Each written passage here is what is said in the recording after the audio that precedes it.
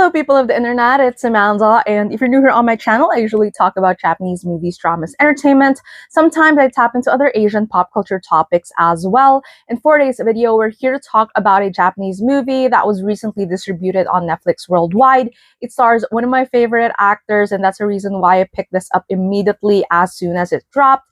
I'm talking about Shoutai, or Faceless, starring Yokohama Ryusei.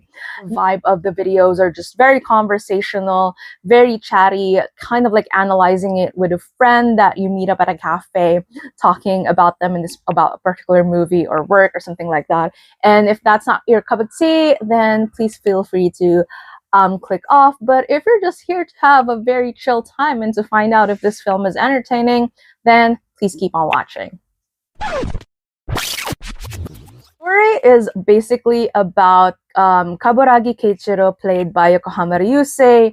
He was imprisoned when he was 18, and this was 3 years later. He's already 21. He escapes from prison, but he's a death row inmate. He was in for a very gruesome crime, and so the police are chasing after him, and he goes into like different disguises and meets different people.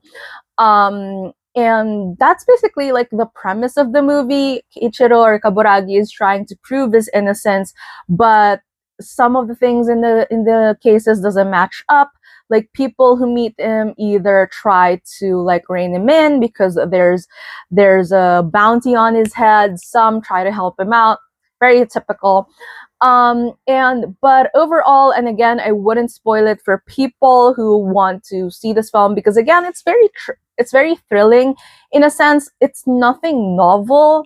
I would say it's something that we've seen before in multiple types of movies and stuff like that.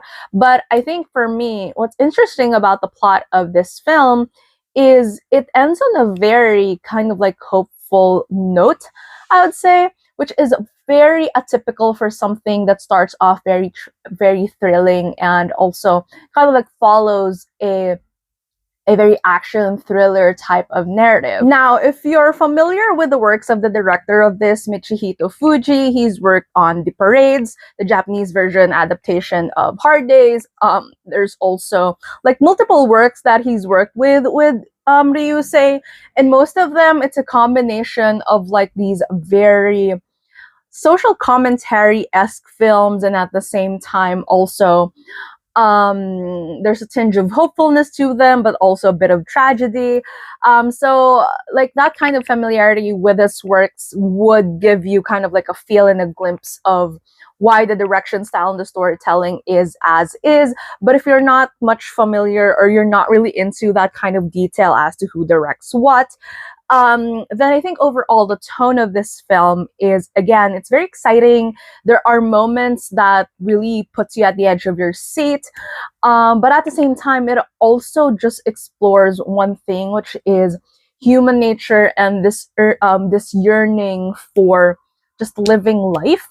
I think the main kind of like pain point for this movie, for the characters themselves, is that each of them kind of like are wondering whether or not, you know, Kaburagi is really innocent, considering that the person they meet and the crime that is being accused of Kaburagi is really like two extremes of situations and circumstances.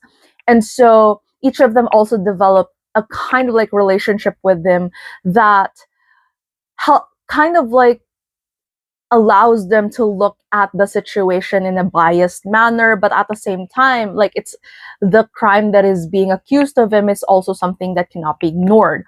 There are some very heavy themes in terms of, you know, talking about just crime in general, handling, you know, juvenile cases that are to this extreme in Japan, and also the way that the police system works, and just the general perception and public opinion when it comes to such cases, the way that society affects our overall kind of like self-perception, and the way that we view other people based on a number of circumstances, criticism when it comes to law, and how it is being implemented in just justice in general. So it covers a lot of themes. And again, it's nothing novel, and it's not something that feels very fresh and unique and offers something new to the table in terms of the themes and what it puts out there in terms of the story.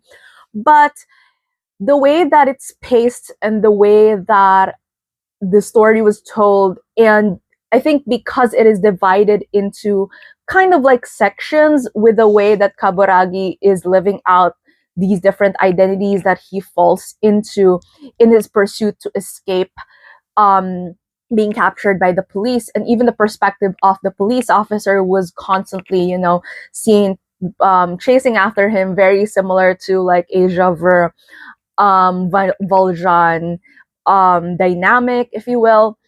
It again, it kind of like is definitely not something new, but it is still a very exciting, very kind of like interesting film, and it takes this very hopeful turn considering how dark most of it is.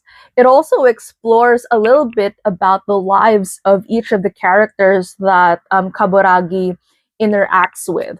And I think it has to do with the stellar casting that they did as well to give justice to kind of like the story that is, again, nothing unique, nothing new, but because of the treatment and the way that the characters interacted with each other and that level of sincerity into just the portrayal and the overall commitment to the story that they're trying to tell, it made for a very interesting watch, which is why, personally for me, biases aside with Ryusei and everything, I highly recommend this film.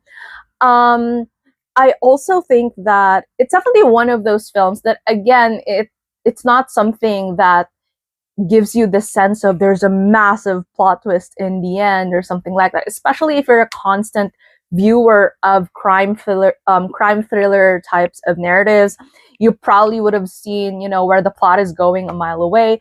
But I guess for the experience and kind of like just um looking for something that is exciting to watch, but at the same time, it's also not it doesn't end on a very kind of like heavy, frustrating note, then this film would probably be like, would make sense for you. And again, if you're someone who's very kind of like curious about, directors and giving you that aha moment of why something is the way that it is, again, with Michihito Fuji, with his works, this kind of style is very prominent. And some of his works as well, the titles that I mentioned earlier, some of them I've reviewed here. Most of them are also on Netflix. And again, some of them are with Ryusei. So if you liked Faceless, then chances are you would also enjoy his other films. Again, in terms of pacing, I would say like this one is just pretty solid for me. There are some films that definitely kind of like feel a little bit lull, especially if it's a crime thriller and it would have some boring parts. But for me, for this one, the moments of peace in the film still adds to the thrill of the narrative, especially since, it also, like, for the characters as well, they weren't played off or written as people who are just so completely ignorant of certain, situations. Like, they were written pretty smart. And because, again, these are plot devices to keep the story going, and with the faces of Kaburagi changing his identity and stuff like that, so it has to be like that. But the way that they kind of like reveal it for each of the characters are very, very interesting as well. And the way that they're taking it in, you understand each of the circumstances that these characters undergo and why they act the way that they acted. And again, I think it's overall a criticism of just how flawed the justice system can be and how it handles, mostly, especially for juvenile cases, and what that means for, people who are within these circumstances. And again, with these types of things, creative kind of like licenses are often, you know how it is with films in general. Like, these are artistic ways for for people to critique something wrong with the reality, but there might also be exaggerations to it. And again, if you're into those types of things that are into social commentary but not so much preachy and presented in a way that is entertaining, thrilling, but at the same time dramatic and also hopeful, then I think that you would really enjoy this one. And again, it's just so interesting, kind of like seeing Yokohama Ryusei in these types of roles. I think he really nails these types of like vibes, if you will. Like, he's such a really good, versatile actor, I would say, and that's also the reason why this type of narrative worked for him. I think I tweeted this, but what's interesting is if someone who is conventionally attractive plays into the role that is unpretty, like the way that Ryusei was in this film with like the different disguises that he put in and the identities and the personas, and they make you believe that they're not pretty because of how good they are in embodying the role that they're in, then it means that they're really good. And that's how it is for me. Now, with that said, so tell me down in the comments below, what are your thoughts on this film? Have you seen it? Which other Yokohama Ryusei films have you seen on Netflix or in other platforms, and which ones do you like? I've reviewed his version of Nevertheless, just I think a couple of videos away. So if you want to check that out, then I'll probably link that too as well. But yeah, if you like this video, please give it a thumbs up. And if you're new to my channel and you would want to hear more from me, please subscribe. Thank you so much for watching this video, and I hope to see you again soon in a new one. Bye!